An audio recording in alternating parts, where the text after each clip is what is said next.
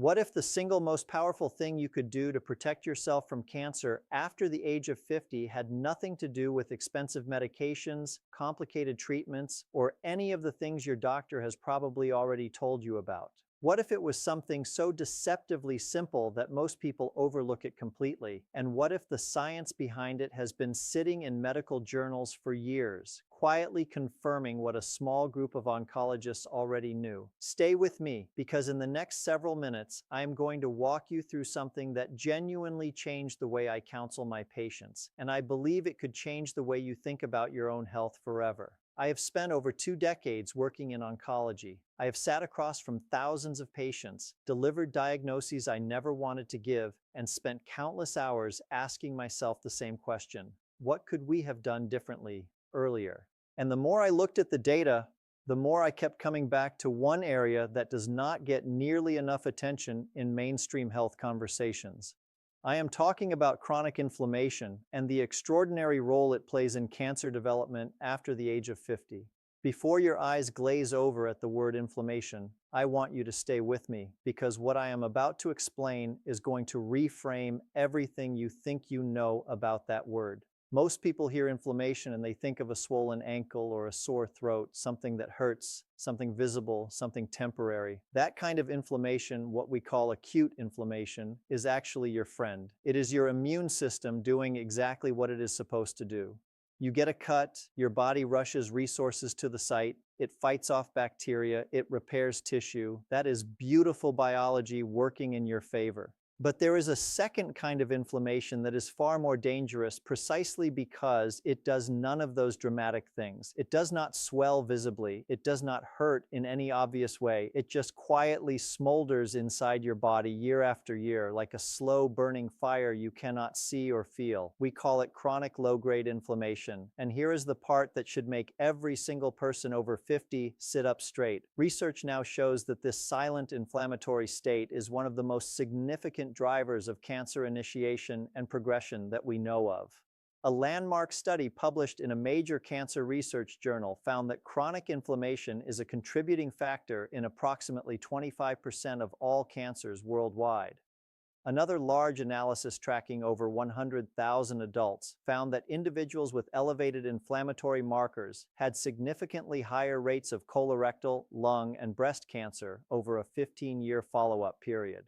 Think about what that means in a world where 1 in 2 men and 1 in 3 women will receive a cancer diagnosis in their lifetime. So why does this happen? Your cells are constantly dividing millions of times a day throughout your body. Most of the time, the DNA replication process is remarkably accurate. But when you have chronic inflammation, you have persistent oxidative stress. Your cells are being bathed in chemically reactive molecules called free radicals that can damage DNA during replication.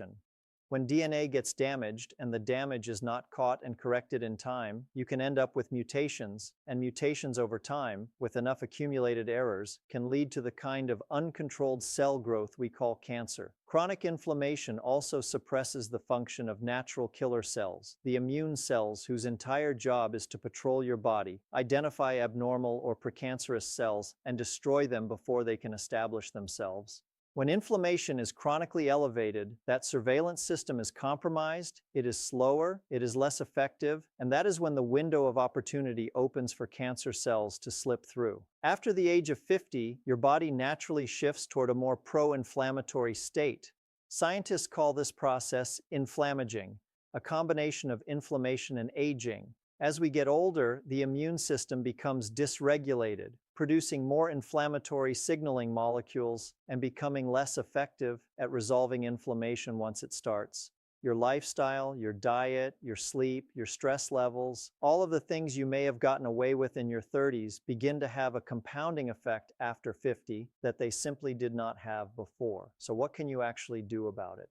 The most evidence-backed intervention for managing chronic inflammation and reducing cancer risk is an anti-inflammatory dietary pattern combined with one specific daily habit that most people are either doing wrong or not doing at all. A massive European study tracking over 500,000 people across 10 countries for more than a decade found that individuals whose diets were rich in colorful vegetables, legumes, whole grains, olive oil, fish, and nuts had dramatically lower rates of several cancers compared to those eating a typical Western diet. In some cancer categories, the risk reduction was 30 to 40%. Extra virgin olive oil contains a compound that works similarly to ibuprofen, inhibiting the same inflammatory enzymes, except you are drizzling it on your salad rather than taking a pill. Fatty fish like salmon and sardines are rich in omega-3 fatty acids shown in multiple studies to lower circulating levels of key inflammatory molecules. Berries contain powerful polyphenols that have been studied specifically for their ability to interfere with multiple stages of cancer development. The dietary shift alone is powerful, but it is not complete without addressing consistent moderate daily movement. 30 to 45 minutes of moderate intensity activity every single day, walking briskly, swimming, cycling, whatever you enjoy enough to sustain. When you engage in moderate aerobic exercise, your muscles release signaling proteins with potent anti-inflammatory effects throughout the body. Exercise also reduces circulating insulin and insulin-like growth factor, both of which, when chronically elevated, create a hormonal environment that favors cancer cell growth. A large analysis found that individuals who met recommended physical activity guidelines had a 20 to 30% lower risk of developing colon cancer and breast cancer compared to people who were inactive. The third tool is sleep.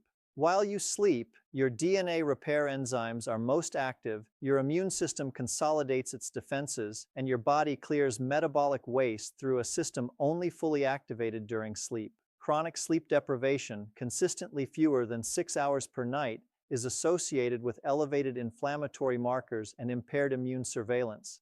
6 to 8 hours of quality sleep is not a luxury. In cancer prevention terms, it is medicine. Your genes are not your destiny.